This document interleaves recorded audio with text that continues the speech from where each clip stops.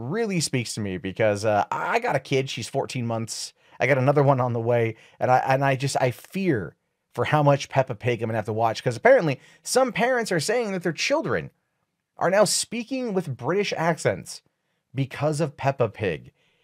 And if you've never seen the show, you are a lucky, lucky person. If you have never seen Peppa Pig, I envy your life. I want to be you. I cannot stand this show. I cannot stand Peppa Pig. My daughter adores it.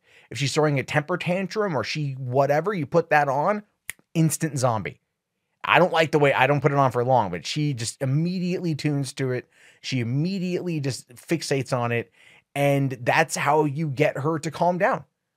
That's how you get her to calm down. And now apparently parents are out there saying that their children who watch Peppa Pig are speaking with British accents. Now, if you don't know the characters of the show, that's fine. You've got Peppa, you've got George, you've got Mommy Pig, Daddy Pig, Grandma Pig, Grandpa Pig, and then also the same types of equivalents on the other. You also got Susie Sheep, who in my opinion is just a grade A cunt. I don't like the character Susie Sheep. She's terrible for Peppa as a best friend. For some reason, toxic relationships is one of the things that the show promotes. And I'm not even making that up either. Like, the amount of fat shaming in this show is insane to me. Daddy Pig's a big, rotund individual. He's a pig, for Christ's sake.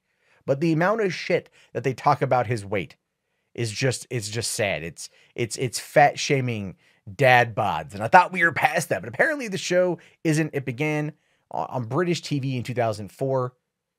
But apparently now some parents on Twitter are calling what are now talking about what they've deemed the Peppa effect, where you've got kids that watch the show are saying like, "Mommy, Daddy, I'm Peppa Pig."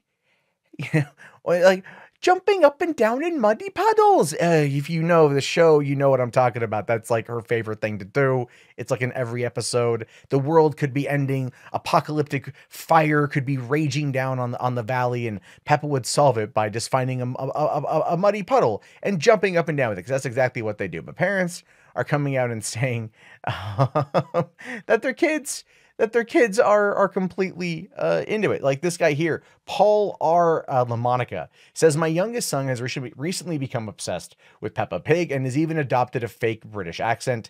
Confession, so have I." And then Lee Wakna here says, "My 3-year-old says tomatoes with a British accent." And of course, I know how she says it because I've listened to the show. I've heard Peppa Pig. I've lived in that world, and I try to find other shows. I legitimately try to find other shows that can work on that level. I've tried PJ Masks. I've tried Paw Patrol. She's too young. She doesn't get it. But Peppa Pig, you know what it is? It's the bright colors, I think, is what gets her attention. But see, there's another part of me too that's like kind of happy that it's Peppa Pig that she likes, because that feels like it's part of me. See, when I was growing up, my mom used to raise me on Friday night British comedies on PBS, where I'd watch Are You Being Served, Waiting for God, Faulty Towers, Monty Python, Blackadder, 1, 2, and 3.